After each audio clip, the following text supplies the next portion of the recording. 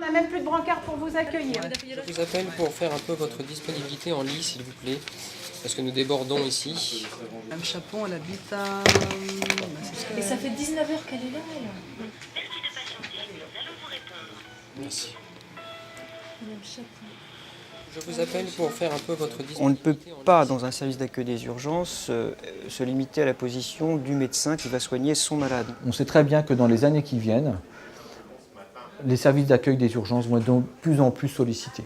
Les urgences sont devenues les supermarchés de la santé où tout le monde doit être servi le plus rapidement possible. On est quand même le pilier là, du centre hospitalier, donc si nous on ne fonctionne pas... Il est évident que nous ne pouvons plus travailler comme il y a 10 ans, que maintenant il faut gérer des flux.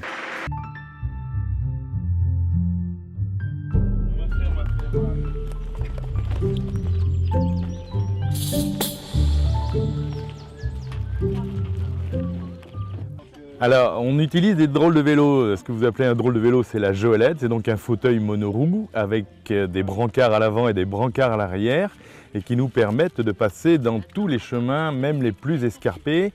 Et l'objectif est donc de partir en montagne ou dans des sentiers qui sont difficiles, là où les personnes à mobilité réduite ne pourraient pas passer en fauteuil roulant. Oui, c'est bon, ça y est. C'est tellement mieux. Ouais. Avant, on dansait, avant, on faisait de la randonnée, voilà, on faisait toujours des choses ensemble.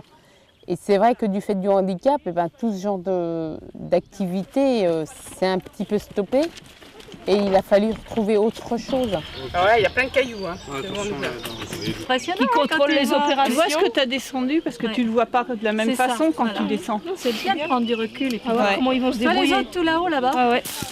Tenez peut-être pas trop les brancards, laissez-nous. Hop, voilà, c'est parfait.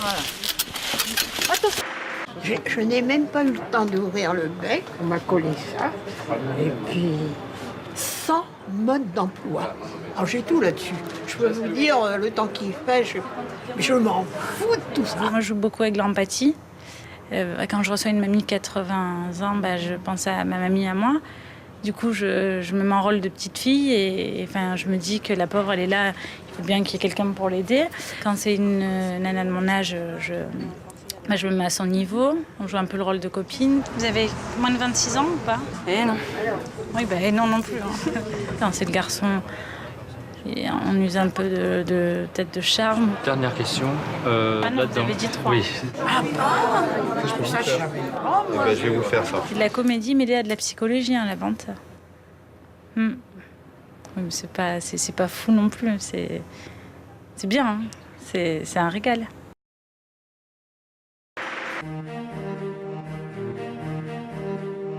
Moi, j'ai eu mon handicap jeune. Je me suis fait renverser par un camion. Ça fait 37 ans. Amputée des deux jambes, des membres inférieurs, pardon. Fatima ne se plaignait pas, mais à un moment donné, au niveau de son siège, elle commençait à ressentir des douleurs. Et donc, à ce moment-là, il nous en a parlé. Et c'est là qu'on a dit, non, écoute, tu peux pas rester comme ça. On va faire intervenir l'équipe du rectorat. Puis c'est vrai qu'on pouvait adapter les postes de travail, donc il fallait pas s'en priver. Je pense qu'elle est plus détendue et effectivement, le travail s'en ressent puisqu'elle est bien mieux physiquement. Donc, je pense qu'elle travaille de manière plus efficace. Donc là, c'est un peu le chef qui vous parle. Je dirais que c'est bénéfique pour tout le monde, mais surtout pour Fatima. Ouais, je suis fière du parcours jusqu'à présent, quoi. Et ça, c'est grâce aux gens qui m'entourent. Ceux qui m'ont donné la chance d'avoir un emploi. Côtoyer des personnes qui ne sont pas toujours comme nous, et la différence, c'est accepter les autres. C'est-à-dire jouer l'égalité, mais en reconnaissant les différences des autres. Voilà.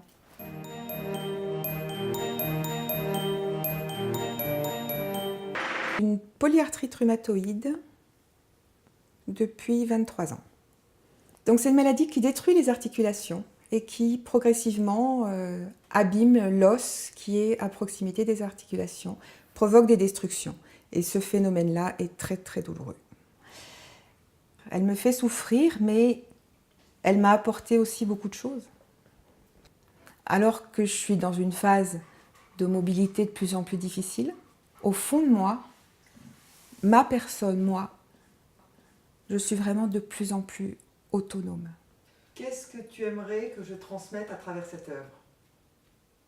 J'aimerais que les gens puissent sentir à la fois la force de vie, l'envie de dépassement, la gaieté, la joie, et en même temps la douleur, la difficulté, le combat, la lutte.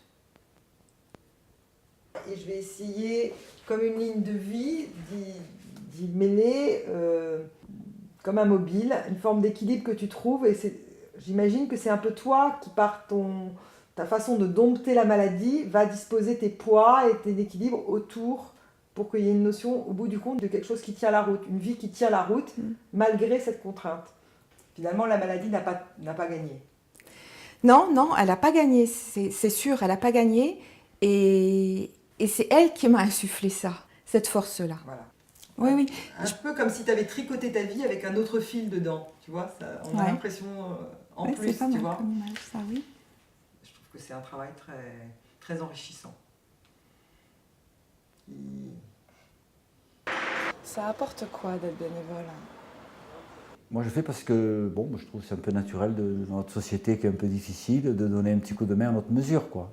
C'est faire du bien, c'est aider, c'est écouter, beaucoup écouter. C'est un besoin qu'on ressent de donner de son temps, de donner tout ça pour aider les gens, quoi. Voilà. Donc c'est un petit peu pour me rendre utile, pour essayer quand même de rendre un peu ma vie valable dans la société.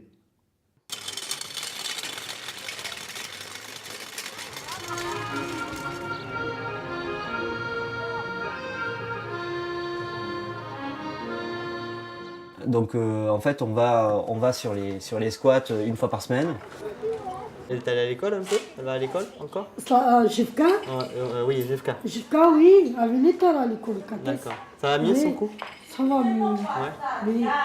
Moi, j'ai choisi de travailler sur cette mission Rome parce que ces populations sont à côté de nous et ils vivent dans un profond dénuement. Et je crois qu'une fois qu'on sait ça, on a du mal à rester indifférent à leurs problématiques. Alors, notre travail ne se limite pas à être médecin. Je crois qu'on est aussi un peu assistants sociaux, on est un peu juriste, on est un peu de tout ça.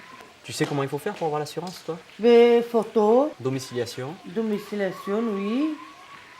Quoi? Carte d'identité ou passeport? Oui.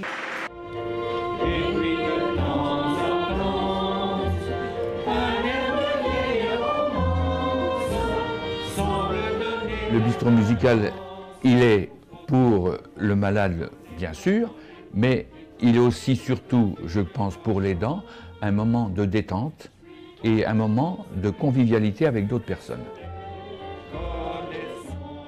C'est pour ça qu'au bistrot musical, moi, j'avoue que j'aime bien. J'ai besoin, moi, de me décontracter un peu, d'oublier un petit peu cet espace clos. Hein. J'avoue que j'aime beaucoup mon appartement, mais moi j'ai besoin d'ouvrir un petit peu mon espace. Ben, c'est autant pour moi que pour elle, ça c'est sûr. Ça c'est sûr.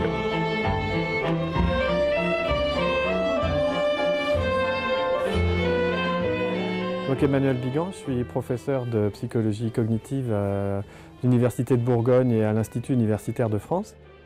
Ma spécialité, c'est de travailler sur la musique et la façon dont notre cerveau et notre esprit écoutent et traitent la musique. Nous intervenons avec des musiciennes du conservatoire dans des hôpitaux auprès des patients Alzheimer et nous essayons de relancer les réseaux mémoire de ces patients par l'intermédiaire d'une activité musicale.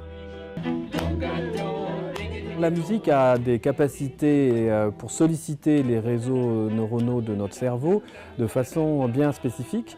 Elle fait appel à des tas de régions cérébrales et ça peut avoir des effets bénéfiques dans des tas de pathologies cérébrales et nous le pensons également pour réduire et ralentir la pathologie de la maladie d'Alzheimer.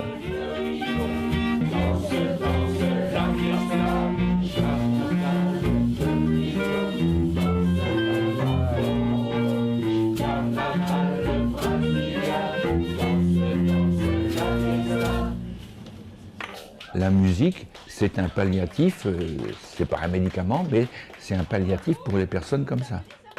L'objectif de la mission, c'est d'améliorer l'accès aux soins de santé des migrants en transit vers l'Angleterre. On intervient 3 fois par semaine en clinique mobile, c'est-à-dire avec une ambulance, un médecin, une infirmière bénévole et des médicaments. Yes, come. Sit here. Come on, some level. What's your problem? See my Yes. You fall down? No? No, no, no. You walk... Walking, I see. You walk at Ramadan. A lot, yes. Been walking, yeah. Your country? Afghanistan. Your age? 15. D'accord. Quand je vois des jeunes, des très jeunes qui ont des problèmes dans leur pays et puis qui arrivent ici, qui ont encore d'autres problèmes et en plus des problèmes de santé, on ne peut pas être insensible. On rencontre toutes les pathologies des populations démunies. The day before yesterday, he was crying because of so much pain. Too much pain? Yeah. Here? Yeah? Yeah? Yeah. Yeah? Yeah. You take this with food. Okay? That's it. Ah, Okay. sure.